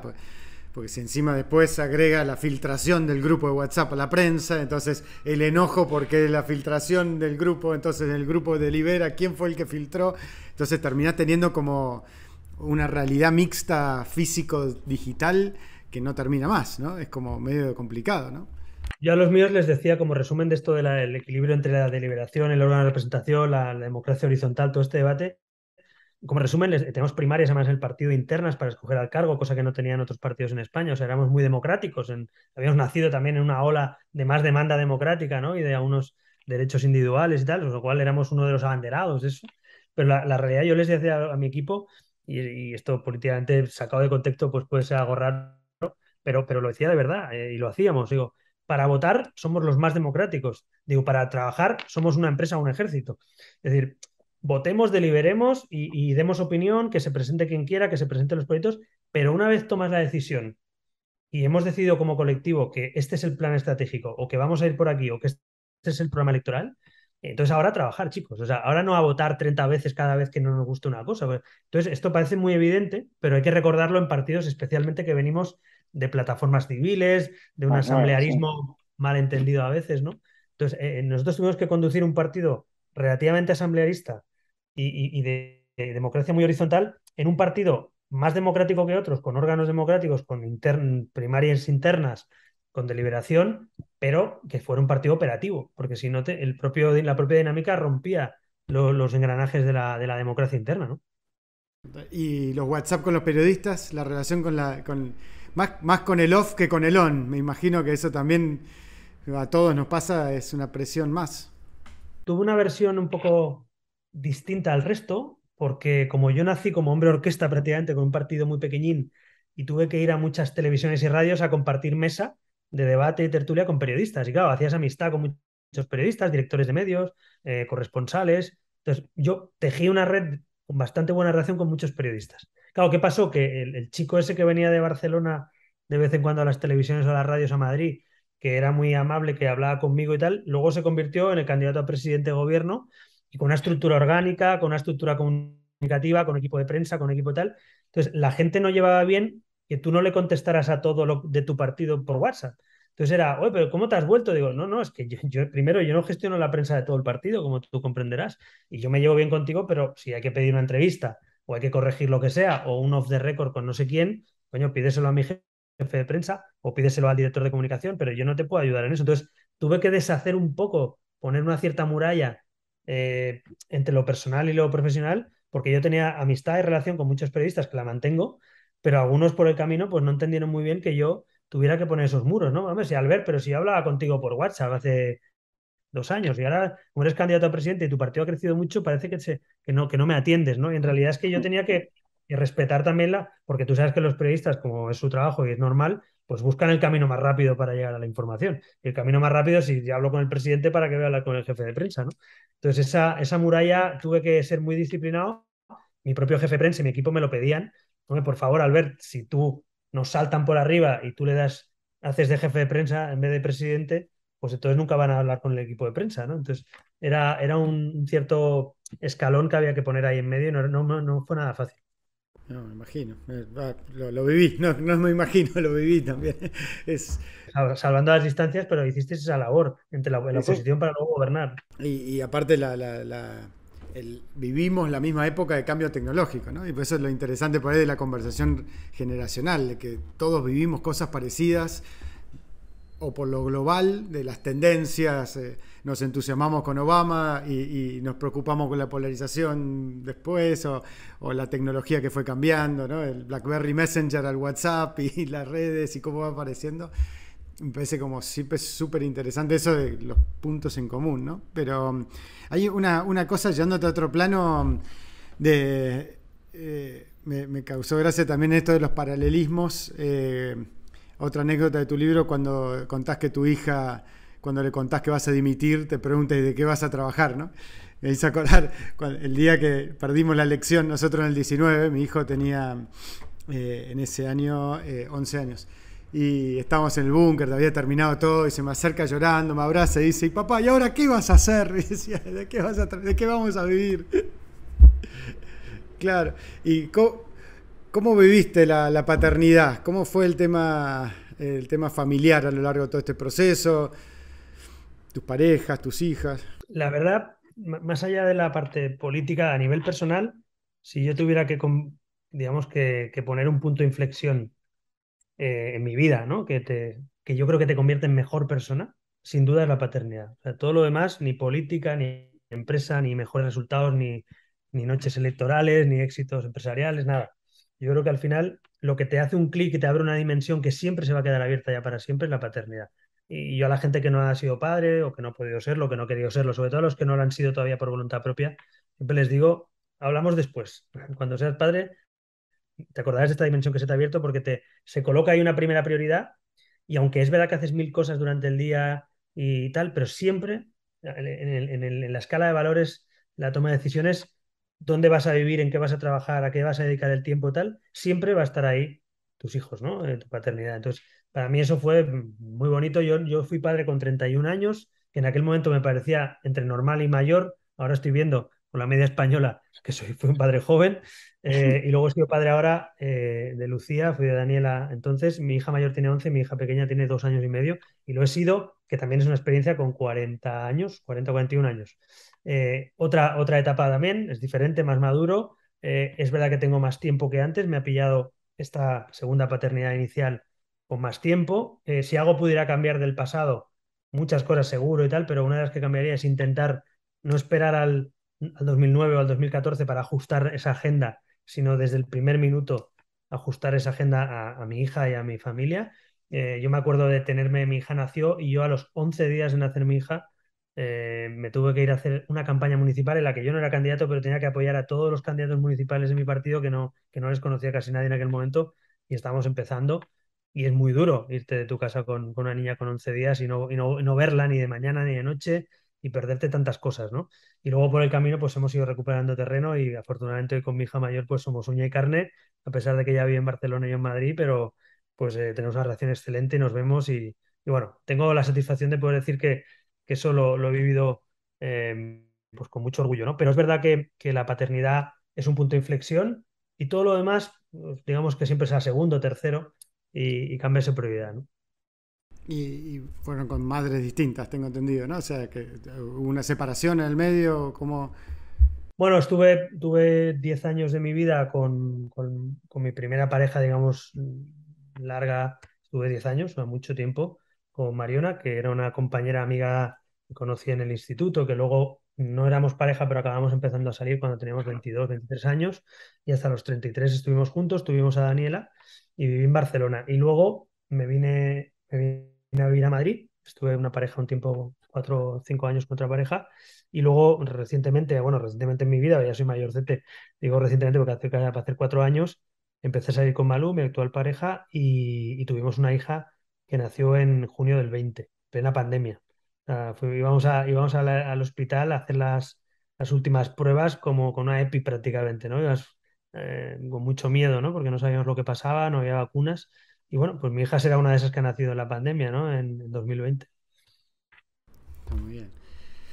Che, y bueno, y para ir cerrando un par de preguntas también ahí, como habiendo hecho todo este repaso, ¿qué le sugerirías a Albert de hace 10 años atrás? O sea, de antes de este comienzo. O sea, ¿sentís que tenés claro cosas que harías distinto o que modificarías? ¿No sos de engancharte con esa mirada más de atrás? ¿Cómo sos en eso? Yo, por ejemplo, la verdad es que lo he pensado muchas veces y he tenido tiempo. Además, la pandemia nos ha dado tiempo y además hice un libro al salir que no lo hice tanto por el libro que me pidieron como por hacer un poco de orden en tus años, que es muy útil incluso para pasar etapa, ¿no? Para pasar bien la etapa. Y me llegué a la conclusión de que me ha valido la pena, eso es importante. A pesar de no haber llegado a ser presidente de gobierno, que es el objetivo que me marqué, creo que he aprendido mucho, creo que he conocido a gente brutal, creo que tengo un máster en gestión de equipos, en aprendizaje, en liderazgo, en gestión de crisis, en todo. O sea, lo que no puedes estudiar en una escuela de negocios, obviamente, pues lo he vivido yo en 13 años poniendo en marcha este proyecto. Por lo tanto, lo volvería a hacer. Sí que es verdad, si corrigiera algo, hombre, yo creo que ya sé que suena raro por tópico, pero sí que es verdad que en algún momento está bien ser, o sea, yo tuve un componente idealista que siempre fue mi motor, es decir, lo que hice cosas cuando siempre me decía todo el mundo, no lo vas a conseguir, no lo vas a conseguir, lo conseguía. Eso fue el idealismo, la utopía, el empuje, el creer en algo, pues fue un motor para mí, pero paradójicamente, llegando muy, muy, muy alto, muy arriba, en los últimos tiempos, cuando yo estuve rozando, digamos, la presidencia en las encuestas, cuando pues fuimos la tercera fuerza política empatados prácticamente con el Partido Popular hace menos de 3 años, que se dice pronto en España, pero eso es el resultado de hace 3 años. Yo hubiera sido un poquito más cínico, hubiera sacrificado un poquito de idealismo, hubiera quizá no quiero decir retorcido porque eso puede ser muy negativo, pero sí ese punto, esa mosca, un poquito más ¿no? de guardar alguna carta, ¿no? En mi juego político, ¿no? Pues de la prensa, de pactos, de no pactos, de cómo me mostraba frente al establishment, que me vigilaba de si este era de los nuestros, no era de los nuestros, este tío va a hacer lo que quiera, no nos promete nada, no se compromete con nosotros. Había un juego de poder muy importante en España, que no, tampoco no estoy diciendo nada que a ti no te suene de cualquier país, pues oye, establishment político, mediático, económico, juegan sus cartas y ven por quién apuestan muchas veces, ¿no? Y bueno, pues yo en algún momento creo que algunos pensaban que era la apuesta porque liderábamos encuestas y porque era partido liberal, nuevo, de alguien que no era sospechoso de ser antisistema, pero en el fondo también era alguien libre, difícil de clasificar y que no podían comprometerme, ¿no? Y yo creo que hay un punto en el que alguien o algunos me hicieron algún pulso ahí que yo tenía que haber jugado con un poquito más de cartas guardadas, ¿no? De un poquito, digo, aquello que decían de Lincoln, ¿no? O sea, que hizo, dice, fue un hombre que por una gran causa hizo algunas cosas menos bonitas para conseguir el objetivo, ¿no? Es decir, bueno, en algún momento cuando quieres ser presidente de gobierno, dicen aquello de que tienes que tener muchas ganas de ser presidente de gobierno, ¿no? Y eso a veces lleva, pues hagas cosas, no estoy hablando de ilegalidades, ni nada raro, estoy diciendo de cómo juegas tus cartas frente a terceros, ¿no? Y yo creo que ahí, pues debería a lo mejor haber sido un poquito más cínico, sin llegar a nunca hacer el mal, pero sí por lo menos por un bien mayor, ¿no? Cuando dimitiste dijiste, "Ah, no sé si es un hasta luego, hasta pronto, hasta siempre". ¿Qué le contestás? Algo que hemos charlado, ¿no? ¿Pero qué le contestás al que dice, no, pero ese capital de experiencia de 15 años, de las cosas que tiene, son un activo para la democracia de España y tenés que estar, no podés correrte y demás? ¿Cómo vivís esa presión, esa demanda, ese proceso interno también de si volver, no volver, cerrar la puerta, no cerrar la puerta? Bueno, yo en realidad lo tengo muy resuelto. Es decir, yo estoy convencido de que la vida son etapas y hay que saber cerrarlas y abrir nuevas, ¿no? Y uno no puede echarse de menos a sí mismo. Tiene que saber ver el pasado, aprender, incluso sentirse orgulloso de cosas, corregir, incluso pensar que hubiera hecho distinto, pero no puede ser un nostálgico de uno mismo, ¿no? Si no, estás todo el día contando batallitas del pasado y el futuro, como dice Woody Allen, es muy importante porque es el lugar donde vamos a vivir los próximos años. Entonces, yo soy más de pensar en el futuro siempre y mirar hacia adelante. Entonces, no pienso en volver, no por nada, sino porque lo que me apasionó, que era transformar España, hacer un país, un upgrade, digamos, si se me permite el término, un upgrade de la España que conocemos, que es un gran país, pero con muchas cosas a mejorar. Probablemente la Argentina siento una hermandad ahí pues, en muchas cosas, porque son grandes países, pero con muchas cosas que se pueden hacer mejor. Creo que vuestro proyecto, sinceramente, yo lo vi también con esa esperanza y llegasteis a gobernar, aunque no con el tiempo que nos hubiera gustado a algunos, pero sí ese punto de este es un gran país, pero podemos hacerlo mucho mejor. Esa era mi esperanza y no lo pude conseguir. Entonces, volver a la política para ocupar un cargo no me llama la atención. Yo pude ser vicepresidente, me ofreció Mariano Rajoy 2 veces con 34 años y hubiera sido el vicepresidente más joven de la historia y no lo acepté, no creía que era el momento de aceptarlo, no me convencía los casos de corrupción que había el particular en aquel momento, creo que no era el momento y de hecho luego se cayó ese gobierno. Y podía haberlo sido, pero no me llamaba la atención el cargo, sino la capacidad de transformación, ¿no? Entonces yo creo que la presidencia de gobierno es lo único que en un país te da la capacidad de transformar de verdad el país. No le quito mérito a ser ministro ni a ser consejero de una comunidad autónoma o de una ciudad metropolitana, pero la capacidad de transformación es presidir un gobierno y formar un gabinete. Y yo eso lo tenía muy claro, lo comprobé desde la oposición, que no se podían cambiar grandes cosas, y llegué al convencimiento que o llegaba a presidir no por cargo, sino por transformación, o no lo hacía. Como eso creo que no lo voy a poder volver a hacer siendo realistas y tampoco voy a dedicar mucha energía a eso porque hay otras cosas que hacer y seguir aprendiendo, pues creo que no voy a volver nunca. Dicho eso, mucha gente efectivamente me dice por la calle todos los días, a ti te pasa igual, me consta, oye, ¿por qué no vuelve? No, pero no te precipites de aquí un tiempo, ahora no, pero tal, el capital humano, que te confiamos en ti, que no sé qué. La realidad es bastante más cruda que esa, ¿no? Que es las sociedades, la vida va en serio, ¿no? Como decía el poeta. Entonces, si la vida va en serio, cuando uno va a las urnas o no va a las urnas, o cambia su voto en las urnas, está tomando decisiones que cambian el curso de la historia. Entonces, la sociedad española en un momento dado, oye, acertadamente, equivocadamente, de la forma que fuera, tomó una decisión democrática que era que menos ciudadanos, más Pedro Sánchez, más Vox, más polarización. Y menos liberal, menos centro, digamos, a mi juicio, modernidad o moderación. Y esa es la decisión que tomó. Que hay gente que me ha dicho, "Oh, pues igual me equivoqué", o gente que ya está cambiando su voto, o gente que está cambiando ese voto, pero en otro sentido. Eso es legítimo, ¿no? Pero eso pasó. Entonces, a mí me parece que ahora uno de los riesgos que tiene cualquier líder político es echarse de menos a uno mismo.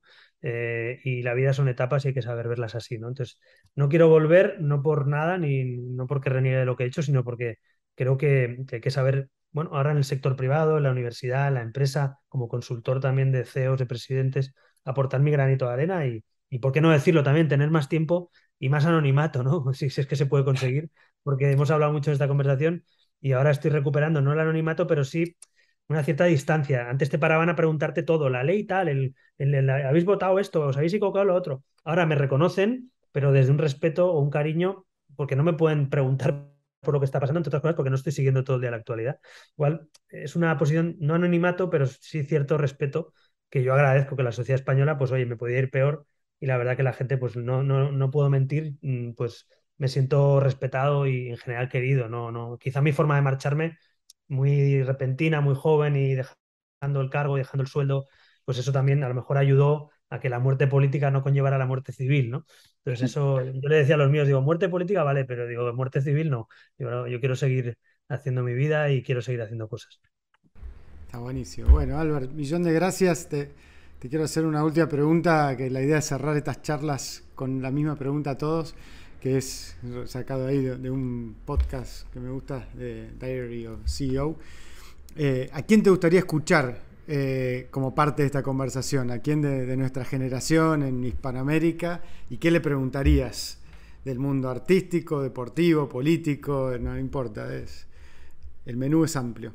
Sí, pues mira, y una de las cosas que he valorado, y lo estamos hablando ahora al final, es de cómo saber llegar y cómo saber marcharse, ¿no?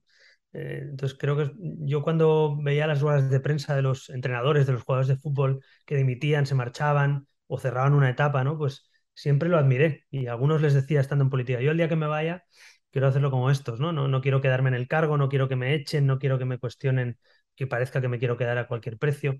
Entonces ahí hay dos figuras, yo voy a poner una porque es en este caso de mi ciudad, es Pep Guardiola, que además ideológicamente es obvio que nos distancia muchas cosas porque se ha manifestado a favor del independentismo y yo lo contrario, pero bueno, es paisano también y Barcelona es reconocido.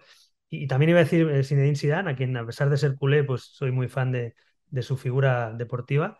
Pues ambos han sido personas que han llegado todo lo alto en dos clubes gigantes y en un momento dado, estando arriba del todo, han sabido marcharse cuando han visto que hay un declive o que hay un primer momento difícil y han sabido marcharse, ¿no? Y han sabido marcharse y rehacer su vida y luego volver a ser y volver incluso a triunfar, como el caso de Zidane en el mismo club o Guardiola en otros clubes, ¿no? Entonces, me valdría cualquiera de los dos, pero por poner a alguien digamos, hispanoamericano, o por lo menos en este caso del ámbito iberoamericano. O sea, Zidane le consideramos ya también, vamos a decir, Sí, sí. español, pero bueno, sigue siendo francés, no me diría lo contrario. Vamos a poner a Pep Guardiola, porque también sé que es una figura que a lo mejor alguien nadie espera que yo lo proponga por motivos ideológicos, pero en cambio sí que me parece que deportivamente hablando, que nos cuente, alguien que nos cuente cómo vive la fama, el saber perder, el saber ganar, el saber marcharse, el saber gestionar un equipo con mil egos por todos lados, ¿no? Me parece interesante esa figura en la gestión de todo lo que tú estás poniendo en marcha en este proyecto. Me encanta, vamos a buscarlo. Bueno, millón de gracias, che, espectacular y bueno, que siga la charla. Un abrazo Bueno, muy mucha grande. suerte y iré viendo los siguientes. Dale, gracias, nos vemos. Enhorabuena, chao.